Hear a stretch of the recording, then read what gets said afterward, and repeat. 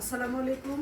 মানবতা রাজনৈতিক প্রবর্তক, বিশ্ব ইনসানিয়ত বিপ্লবের প্রতিষ্ঠাতা আল্লামা ইমাম হায়াত আলী রহমান প্রতিষ্ঠিত মানবতা ভিত্তিক রাজনৈতিক দল ইনসানিয়ত বিপ্লবের আর মনোনীত প্রার্থী আমি সালমা আক্তার ঢাকা 12 আসনে আপেল মার্কায় প্রতিনিধিত্ব করছি। জীবন দয়াময় স্রষ্টার দান, মানবতা রাষ্ট্র প্রাণাধিক প্রিয় নবীর দান, ধর্ম মতপথ জাতীয়তা যার যার, রাষ্ট্র সম্পদ দুনিয়া সবার, মানবতার রাষ্ট্র খেলাফতে ইনসানিয়াত শাহাদাতে কারবালার আমানত।